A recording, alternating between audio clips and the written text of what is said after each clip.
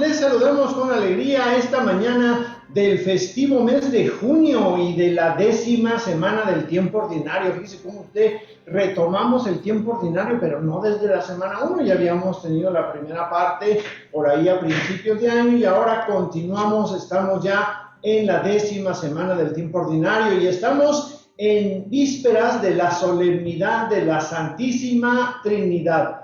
Recordemos que las celebraciones que tienen el título de solemnidad son las más importantes dentro de nuestra iglesia y las lecturas de hoy sábado nos hace pensar en cómo el Señor ha revelado a las naciones su justicia.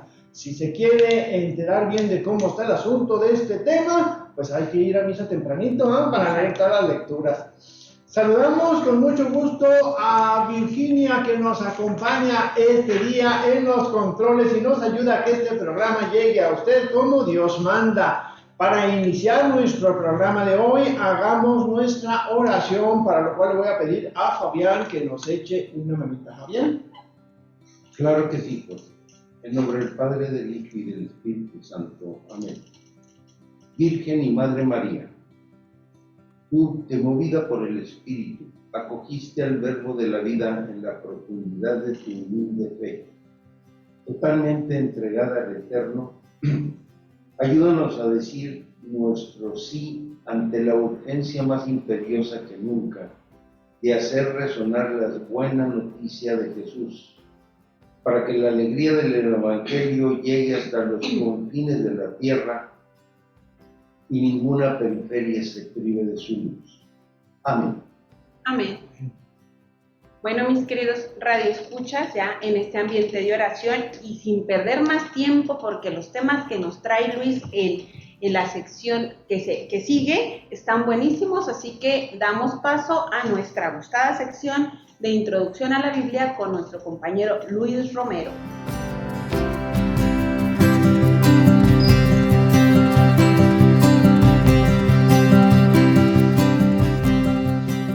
Mil mujeres. Así se llama el tema del día de hoy. Yo pensé que era una película. Hay 1000 mujeres. Me llaman de mil mujeres. Imagínatelo más. Mi querido oyente, déjame decir, ¿a poco no está medio controversial el tema hoy? Y algún que otro varón por ahí estará pensando o dirá, ¿cómo que tantas? ¿Y cómo le hizo a este? A ver, ¿quién fue para hacerlo mi ídolo?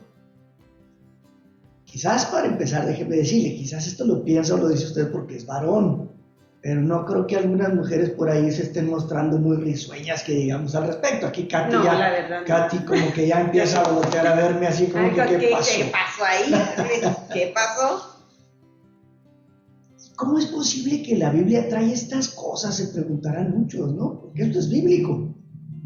Primera de Reyes 11, versículos 1 y 3 nos dice que el rey Salomón amó a muchas mujeres extranjeras, además de la hija del faraón, moabitas, amonitas, edomitas, sidonias, hititas, se enamoró de ellas. Tuvo 700 mujeres que eran princesas y 300 concubinas.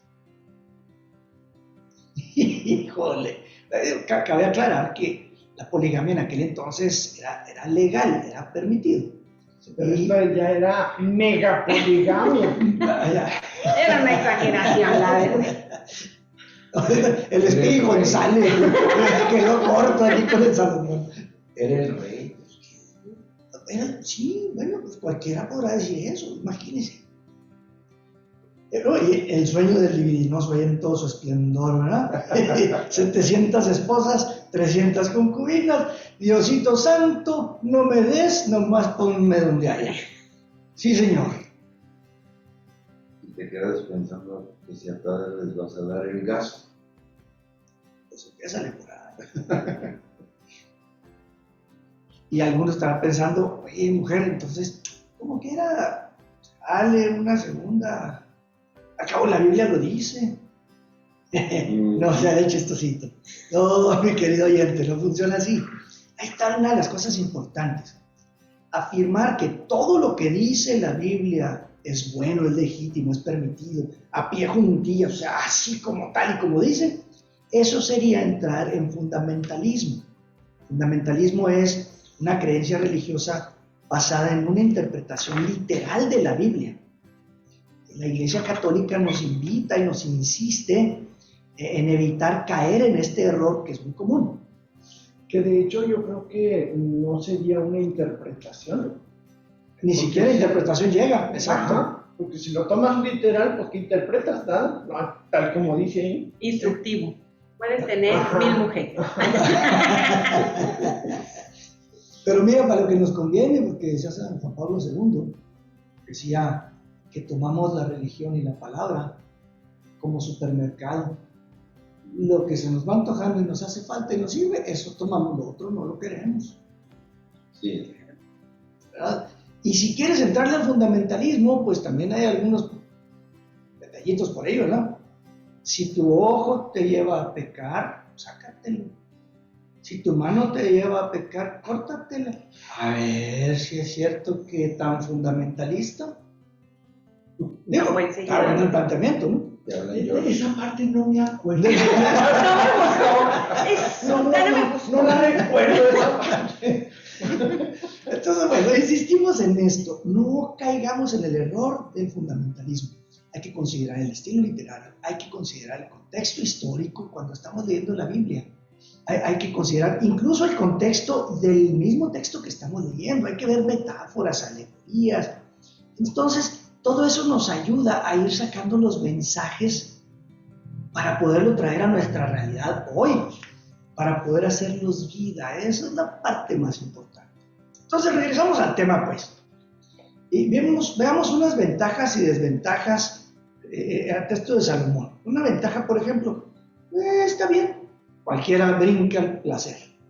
Híjole, este hombre tuvo 1000 noches de bodas. Híjole, qué padre. Y luego tenía para escoger una mujer cada noche, ¿no? Por más de 3 años. O por 3 años. Oye, qué padre. Es una ventaja, ¿no? Desventaja. Con tanta mujer no tenía descanso. No había día de descanso. Y luego cuando le tocaba la primera, ya regresaba, imagínense 3 años después. Pues a la hora de la cena esta mujer no paraba de plática y plática para actualizarse con el rey. Porque no lo veía desde entonces. Imagínense. Entonces, bueno, otra desventaja. Cuando el rey Salomón se ponía a agradar a una, ¿cómo se ponían las cosas con las demás? La realidad es que él terminó por empezar a querer complacerlas a todas. Y entonces generaba jaleos con las demás. Imagínense otra desventaja, los líos entre 1000 mujeres cuando no estaban de acuerdo o cuando se peleaban al rey. Bendito Dios. Y luego, como dice Fabián, comían 3 veces al día. Eran 3000 platillos diarios que servir. Eran zapatos, vestidos, joyas, perfumes. Y luego las esclavas que cada una quería tener y agregue los chamacos que trajeran al mundo. O sea, económicamente traía su reto. Si ahorita no nos alcanza el salario, imagínense. Era rey, sí, pero 3000. Y todos los cocineros que necesitaba para servirles. Los costos de la corte. Por eso tuvo que subir impuestos Salomón. Estas partes también entran en ese relato bíblico, no lo estamos leyendo aquí, pero tuvo que subir los impuestos. No se alcanzaba la lana. Última, sabrosa. La desventaja, para mí la mera. Tenía 1000 suegras y 1000 suegros. Con sus respectivos cuñados y cuñadas, compadres y comadres. Híjole. Y todos viviendo en la corte. Y bueno, algunos queriendo vivir ahí, otros que a lo mejor no, pero imagínense nomás. ¿Cómo pasaron un viernes en la noche, un sábado en la noche familiar, un domingo en la tarde familiar, el día del padre? ¿Cómo le hacía? No, pues no. ¿O no? Entonces yo creo que no era ni tan sabio, ¿verdad? Porque corre mucha fama de que el sabio Salomón no es tan sabio. Más bien se dejaba llevar por sus pasiones, por sus intereses políticos, más que por su sabiduría. Porque había intereses políticos cuando se casaba con otras mujeres en ese entonces.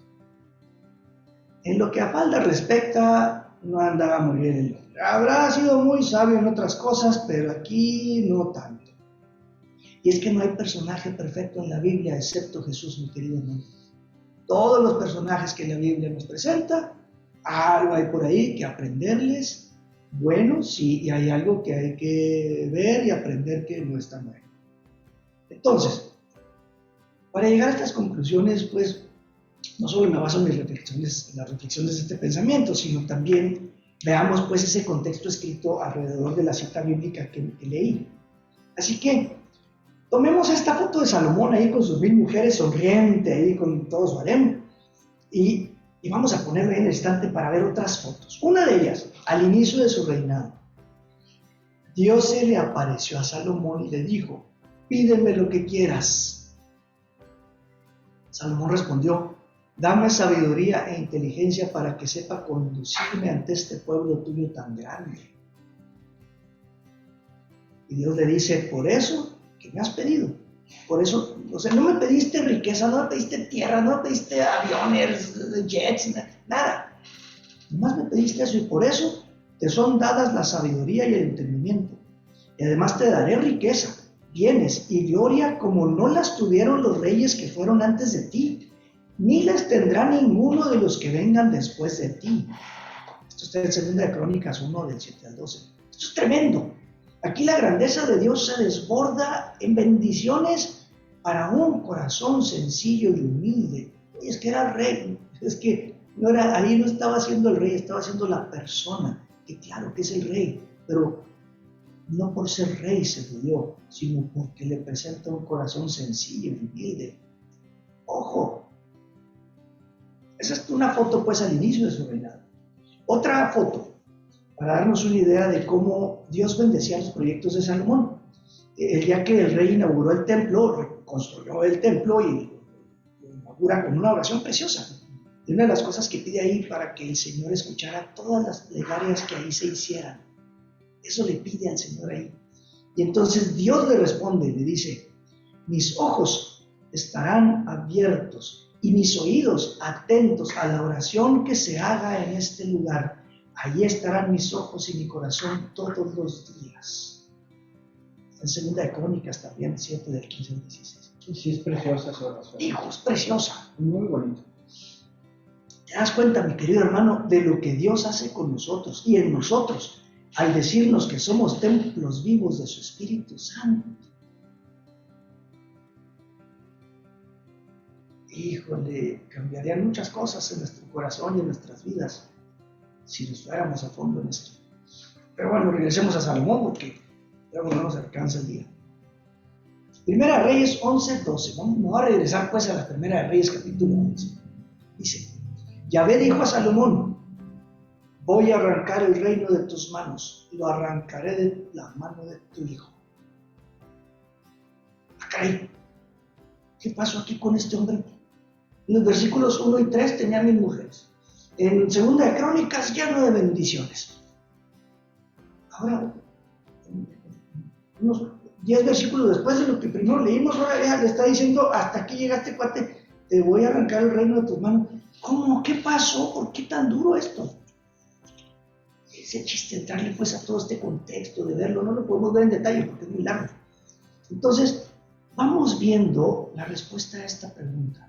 Versículo 2, ahí mismo en 1 Reyes 11, versículo 2 dice: eran mujeres de los pueblos que había dicho Yahvé a los israelitas: no se unan a ellas y ellas a ustedes, pues seguro que arrastrarán su corazón tras sus dioses.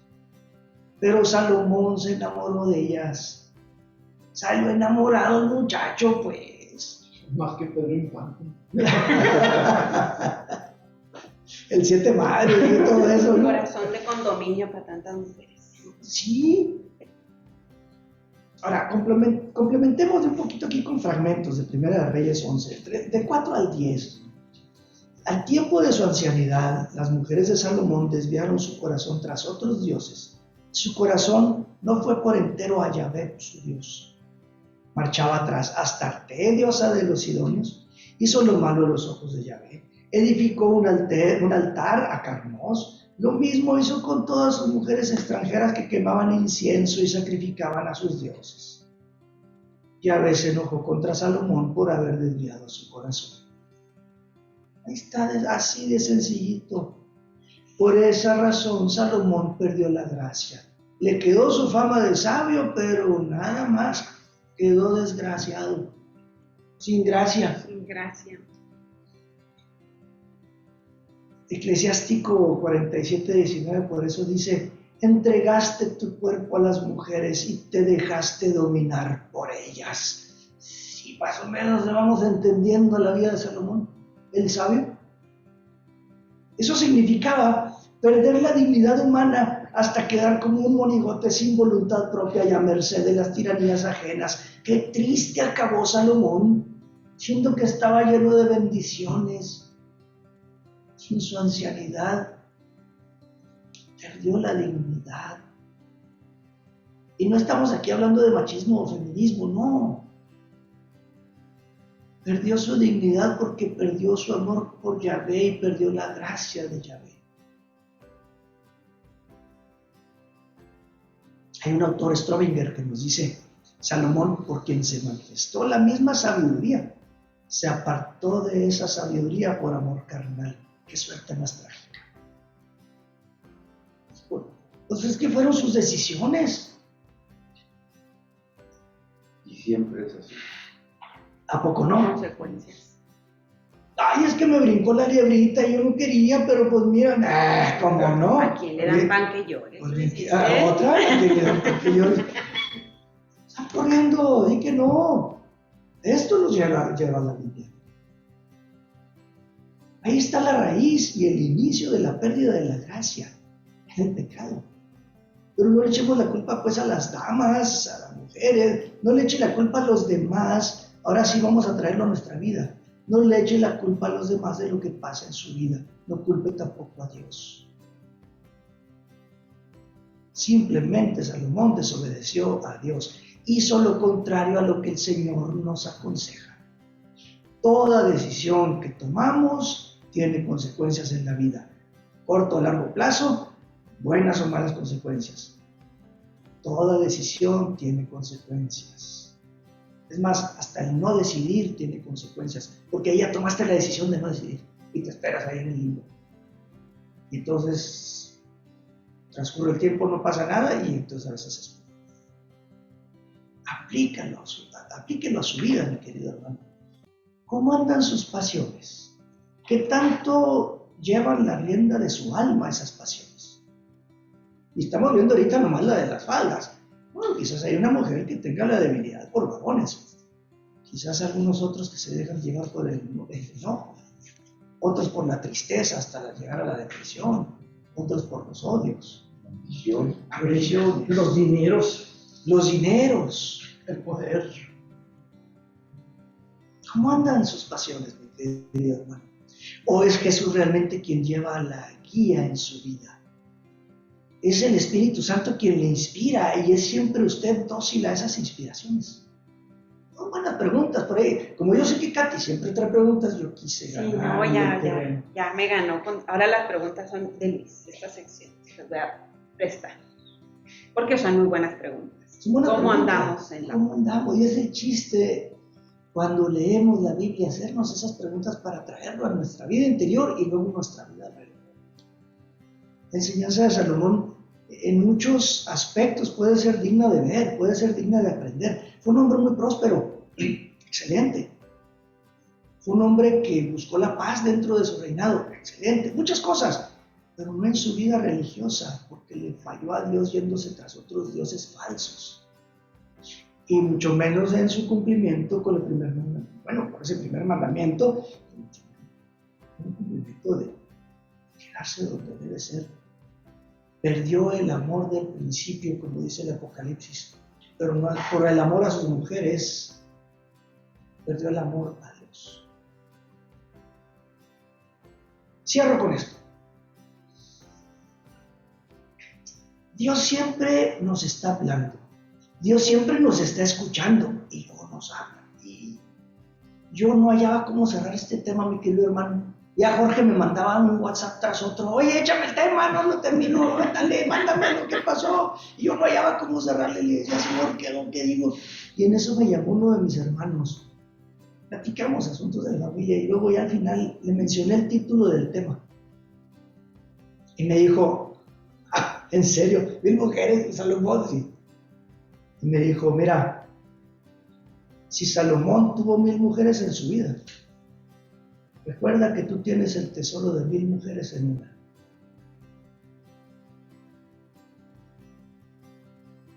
Estuve totalmente de acuerdo con él. Le di gracias a Dios. Y me pregunté qué es lo que me falta a mí para convertirme en 1000 maridos en uno para ella.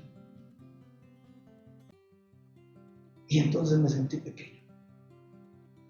Volví a presentarle a Dios corazón agradecido por toda esa enorme bendición, ese privilegio que me ha dado al permitir que esta mujer admirable haya estado a mi lado todos estos años, que haya podido yo estar con ella día con día, cada amanecer, volviendo a casa, cada atardecer, vernos, disfrutar la vida, nuestros hijos. No la cambio por nadie, la cambio por 1000, porque ella vale más que 1000. Pido la gracia a Dios que me siga fortaleciendo Él para serle fiel a Él y para serle fiel a ella también. Con eso sé que Él seguirá con nosotros durante todo el tiempo que nos queda juntos por vivir. ¿Está usted dispuesto, mi querido hermano, mi querida hermana, a dejar de pensar como Salomón y dejarse ir por sus caprichos y sus deseos y sus pasiones y empezar a pensar como a Dios le agrada? Abra su corazón, vuelva hacia Dios. ¿Qué me falta para convertirme en 1000 maridos? Esa subráyela, apóntela, doble raya, circulada en rojo. Remarcado con texto, marcatexto, estrellitas. estrellitas. Con estrellitas alrededor. Y póngala en el refrigerador para que no se nos olvide. Fíjate que qué interesante es esto, porque nosotros muchas veces nos quedamos con la idea de que Salomón, el sabio, y esto, y lo otro, y rico, y tuvo muchas cosas, pero perdió la comunicación con Dios. Entonces, aguas, porque muchas veces podemos sentir que tenemos una gracia que Dios nos ha dado y que con esa ya la hicimos. Y cualquiera de nosotros nos podemos perder en ese sentido.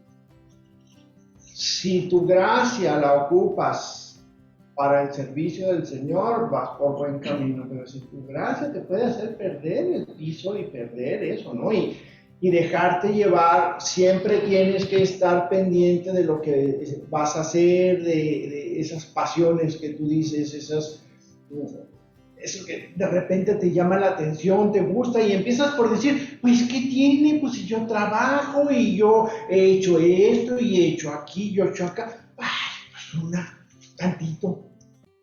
Y tantito se convierte en 1000, ¿verdad? De granito en granito. De granito en granito llena la gallina el buche, decía mi abuela. Entonces me parece que es muy, muy de tomar en cuenta esto para que no nos sintamos a veces así como que ya la hicimos. Pero bueno, sin ánimo de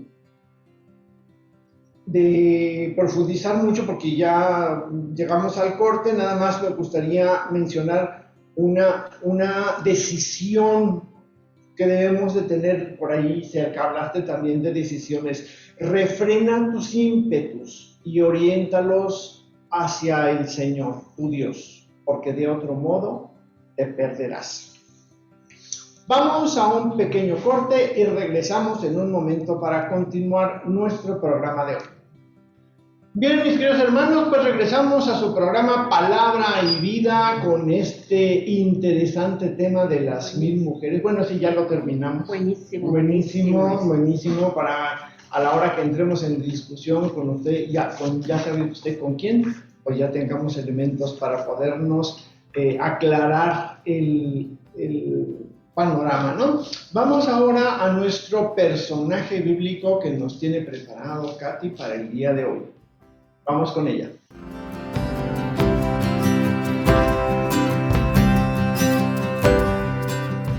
Bueno, volvemos a este programa, a nuestro programa.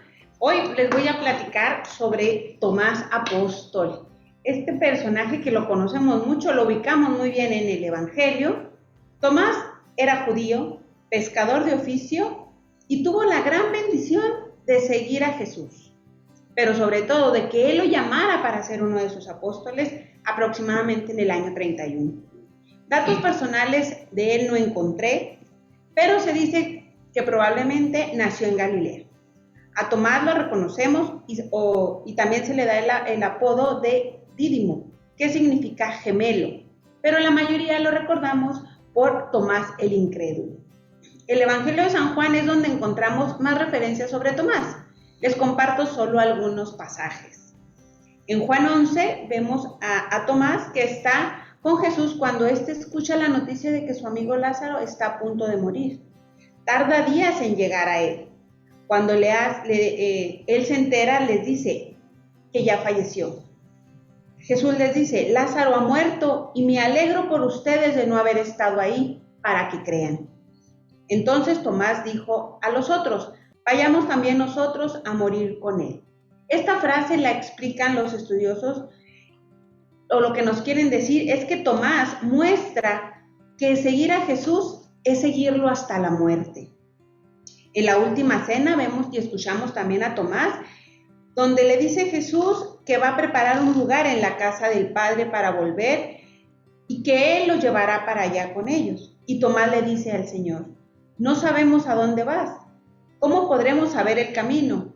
Y Jesús le dice, yo soy el camino, la verdad y la vida.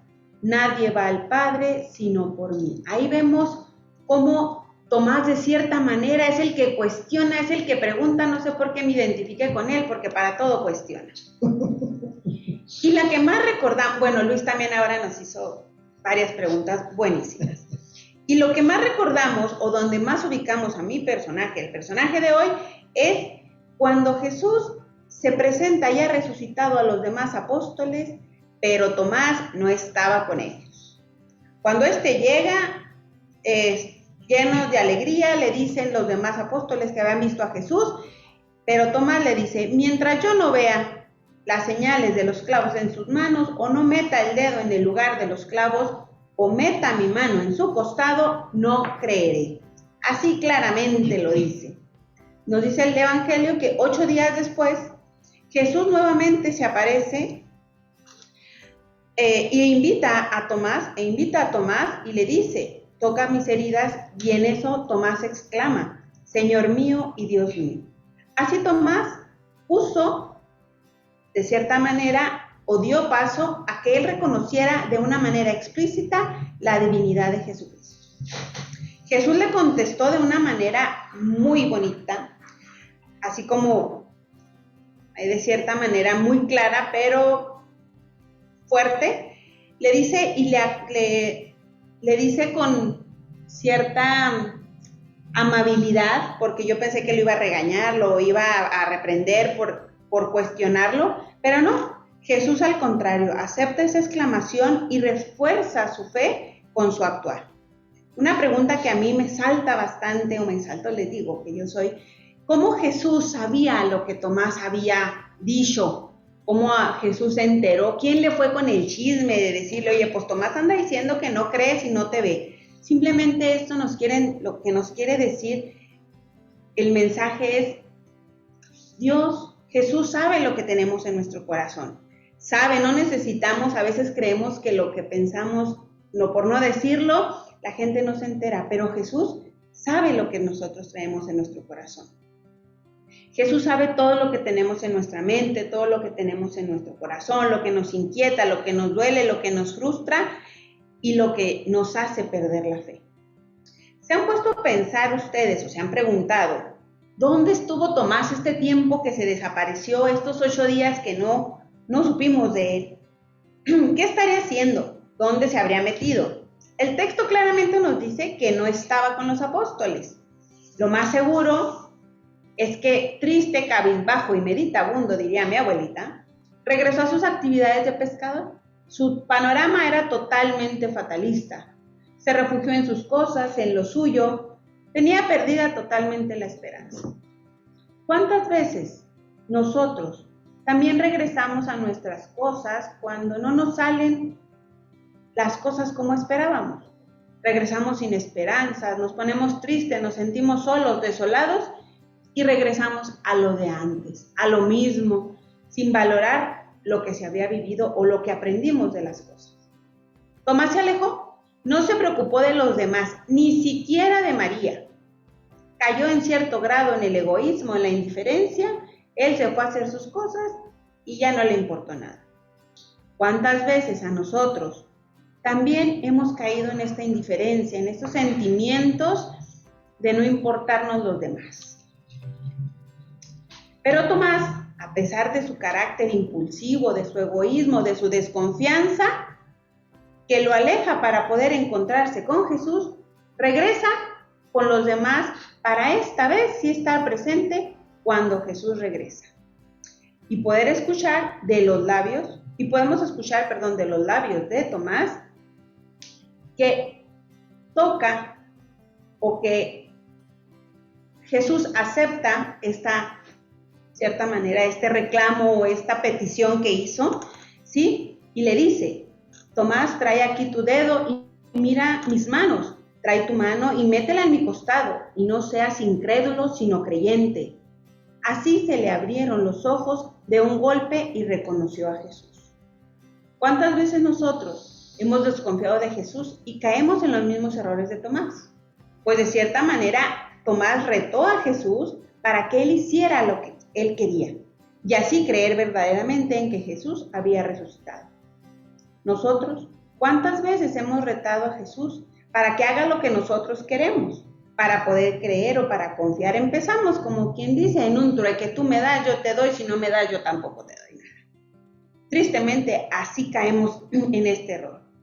La Biblia nos dice que Jesús le contestó, porque has visto, has creído. Bienaventurados los que sin haber visto han creído. Estas palabras las debemos de hacer vida también nosotros. Nosotros estamos incluidos en esos bienaventurados. Así que, mis queridos hermanos, pidamos a Jesús que aumente nuestra fe y que la vivamos sin buscar acontecimientos extraordinarios para creer, sino que nuestra fe y confianza se la demos de corazón y sin dudar. Que seamos nosotros, en realidad, verdaderos creyentes de lo que hemos vivido. ¿Cómo la ven con Tomás, compañeros míos? Qué interesante. Siempre me ha parecido un personaje un tanto misterioso como las máscaras. Y me parece muy interesante. Y esta fue enseñanza de un sacerdote que me dio una ocasión, porque también le hice preguntas sobre Tomás. Me decía, mire, véalo de esta forma. Esta iglesia pudo haber sido una organización que surge de un fraude organizado bajo la redundancia.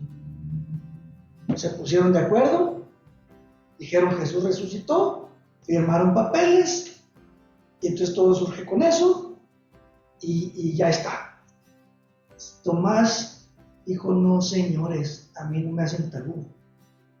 De manera que Tomás es esa persona y es esa seguridad que nos da la iglesia misma y la palabra de Dios misma.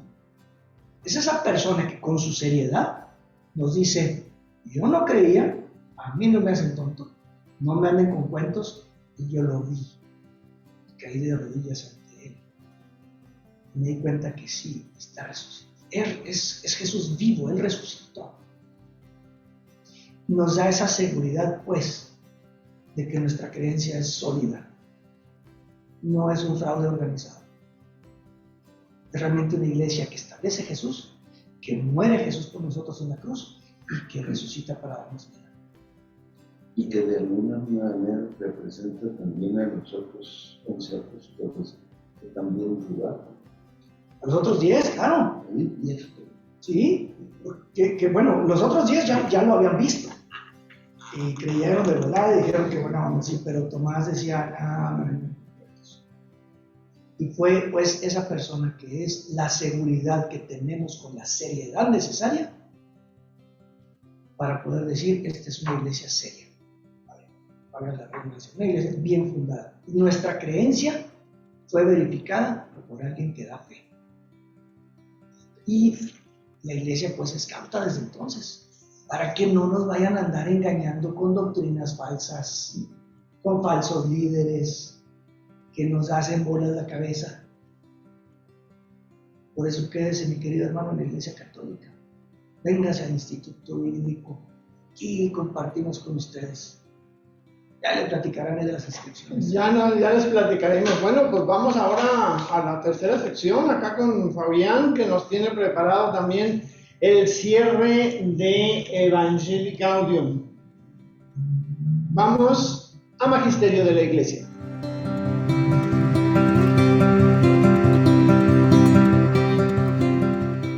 Gracias, Jorge. Bueno, ahora vamos a ver. El Papa nos habla sobre el gusto espiritual de ser pueblo, como dice la primera carta de Pedro. Ustedes que en otro tiempo no era pueblo, ahora son pueblo de Dios, y para ser evangelizadores de alma, también hace falta desarrollar el gusto espiritual de estar cerca de la vida de la gente. Si queremos evangelizar, y debemos evangelizar, porque nos lo pidió Jesús, para el ascender al cielo, vayan y evangelicen. No es si quieres o, pues sí, te dan ganas, hombre. No, es de que vas, ¿sí? La misión es pasión por Jesús, o debe de ser. Y al mismo tiempo es pasión por su pueblo. Cuando nos detenemos ante Jesús crucificado, reconocemos su amor que nos significa y nos sostiene. Ahí mismo, si no somos ciegos o no nos queremos hacer ciegos, empezamos a percibir que esa mirada de Jesús se amplía y se dirige llena de cariño y de ardor hacia todo su pueblo. No podemos dejar de lado a nadie, es todo su pueblo, ¿sí? Y nos quiere como instrumentos. Jesús nos quiere como instrumentos para llegar cada vez más cerca de su pueblo amado. Nos llama del pueblo y nos envía del pueblo, porque nosotros también somos pueblo, de modo que nuestra identidad no se entiende sin esta pertenencia. Y la entrega de Jesús en la cruz no es más que la culminación de ese estilo que marcó su existencia. Y a veces sentimos la tentación de ser cristianos manteniendo una prudente distancia de las llagas del Señor. Pero Jesús quiere que toquemos la miseria humana, que toquemos la carne sufriente de los demás, así como Tomás pedía tocarlo, ¿verdad? Que renunciemos a buscar esos cobertizos personales o comunitarios que nos permiten mantenernos a distancia del nudo de la tormenta humana, para que aceptemos de verdad entrar en contacto con la existencia concreta de los otros y conozcamos la fuerza de la ternura. Y cuando lo hacemos, vivimos la intensa experiencia de ser pueblo, la experiencia de pertenecer a un pueblo. ¿Cuántos de nosotros, siendo católicos, ni siquiera tenemos idea cómo vive la gente de la periferia? Ni nos imaginamos eso. Entonces el Papa nos recuerda que Jesús nos exhorta a tratar de vencer el mal con el bien, sin cansarnos de hacer el bien y sin pretender aparecer como superiores, sino considerando a los demás como superiores a uno mismo, como dice Filipenses 2:3. Y de hecho los apóstoles del Señor gozaban de la simpatía de todo el pueblo. Y eso lo vemos en Hechos 2:47, en 4:21-33 y en 5:13. Y que veamos que la misión en el corazón del pueblo no es una parte de nuestra vida o un adorno que me puedo quitar. No es un apéndice o un momento más de la existencia. La misión es algo que no podemos arrancar de nuestro ser si no queremos destruirnos. Somos una misión en la tierra. A eso venimos, a eso nos dio Dios la vida. Y para eso estamos en este mundo. Hay que reconocer a nosotros mismos como marcado a fuego por esa misión de iluminar, bendecir, vivificar, levantar, sanar, liberar. Allí aparece la enfermera del alma, el docente del alma, el político del alma, esos que han decidido a fondo ser con los demás y para los demás. Eso es la misión. Y el Evangelio relata que cuando los primeros discípulos salieron a predicar, el Señor colaboraba con ellos y confirmaba la palabra. También sucede hoy. Se nos invita a descubrirlo, a vivirlo. Cristo resucitado y glorioso es la fuente profunda de nuestra esperanza y no nos faltará su ayuda para cumplir la misión que nos encomienda. Entendamos, su resurrección no es algo del pasado, porque donde parece que todo ha muerto, por todas partes vuelven a aparecer los brotes de la resurrección. Es una fuerza imparable. Y aunque muchas veces parece que Dios no existiera, vemos injusticias, maldades, indiferencias, crueldades. También es cierto que en medio de la oscuridad siempre comienza a brotar algo nuevo que tarde o temprano produce un fruto. Hermanos, acabamos de celebrar Pentecostés, entonces debemos mantener vivo el ardor misionero. Hace falta una decidida confianza en el Espíritu Santo, porque Él viene en ayuda de nuestra debilidad. Pero esa confianza generosa debe alimentarse y para eso necesitamos invocarlo constantemente. Renunciar a calcularlo y controlarlo todo, permitir que Él nos ilumine, nos guíe, nos oriente y nos impulse hacia donde Él quiera. Él sabe qué nos hace falta en cada época y en cada momento. Y luego el Papa nos recuerda la fuerza misionera de la intercesión. Fíjense, una forma de oración que nos estimula muy particularmente a la entrega evangelizadora y nos motiva a buscar el bien de los demás. Nos pone de ejemplo a San Pablo, que es un gran evangelizador, para percibir cómo su oración estaba llena de seres humanos. Decía, en todas mis oraciones siempre pido con alegría por todos ustedes, porque los llevo dentro de mi corazón. Y esa actitud se convierte también en agradecimiento a Dios por los demás. Y ante todo doy gracias a mi Dios por medio de Jesucristo por todos ustedes. Es decir, nosotros somos intercesores de todos los demás y todos los demás son intercesores de nosotros. Y termina recordándonos el gran regalo de Jesús a su pueblo en la cruz. Cuando Cristo sufrió en su carne el dramático encuentro entre el pecado del mundo y la misericordia divina, vio a sus pies la consoladora presencia de su madre y del amigo. Y antes de dar por consumada la obra que el Padre le encargó, Jesús le dijo a María, mujer, ahí tienes a tu hijo. Luego le dijo al amigo amado, ahí tienes a tu madre. Esas palabras son una fórmula de revelación que manifiesta el misterio de una especial misión salvífica. Jesús nos dejaba a su madre como madre nuestra. Solo después de hacer esto, Jesús puede sentir que todo está cumplido. Y María sabe transformar una cueva de animales en la casa de Jesús, con unos pobres pañales y una montaña de ternura. Es la amiga siempre atenta para que no le falte el vino en nuestras vidas. Como verdadera madre camina con nosotros, lucha con nosotros y derrama incesantemente la cercanía del amor a Dios. María reúne a su alrededor a los hijos que peregrinan con mucho esfuerzo para mirarla y dejarse mirar por ella. Allí encuentran la fuerza de Dios para sobrellevar los sufrimientos y cansancios de la vida.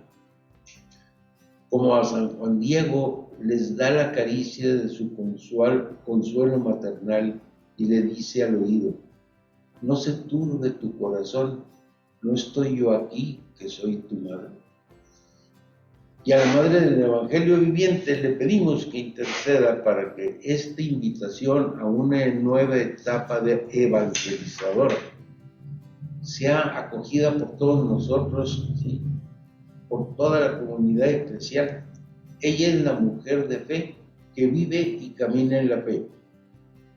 Hermanos, roguemos para que su oración maternal nos ayude y la iglesia llegue a ser una casa para muchos, una madre para todos los pueblos y haga posible el nacimiento de un mundo nuevo. Importante lo que nos dice Fabián, de saber que tenemos una misión. A veces lo perdemos.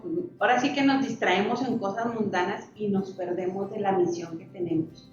La misión de estar atentos a las necesidades de los demás, el sabernos y pertenecer. A veces el simple hecho de decir pertenezco a la iglesia y saberte, eso nos va a llevar a una misión que todos tenemos en nuestra vida, ¿no? Algo venimos, algo tenemos que hacer, y si buscamos a Jesús, Él nos va a llevar, Él nos va a guiar, decía ahorita, Él nos va a iluminar, nos va a guiar, nos va a orientar y sobre todo nos va a impulsar a donde Él quiera, a donde Él sabe que necesita de nuestras manos para llevar el mensaje. Así es. Un mensaje que hay que llevar con alegría, por eso se llama la alegría del Evangelio. Fíjense nada más de dónde sale esta frase también de Radio Guadalupana, ¿no? La alegría del Evangelio. Pues ahí tienen, mis queridos hermanos, nos vamos ya porque se nos acabó el tiempo y estamos ya a punto de despegar para otras actividades y otros menesteres. Nos despedimos con alegría, no deje usted de ser ángel de Radio Guadalupana, puede usted hacernos el favor de comunicarse con al teléfono 611-5675 o por WhatsApp al 122-9434 y sea parte usted de este proyecto de evangelización. Así que no se nos olvide esta parte. También les recordamos que estamos próximos ya a iniciar nuestro siguiente diplomado en Sagrada Escritura, que iniciará el mes de agosto y para lo cual ya están las inscripciones. Ahorita la oficina está cerrada, pero puede usted comunicarse por teléfono, por WhatsApp, al 656-167-3077 o visitar nuestra página web donde está la solicitud de inscripción y todo el proceso para que usted pueda ser parte de esta familia bíblica.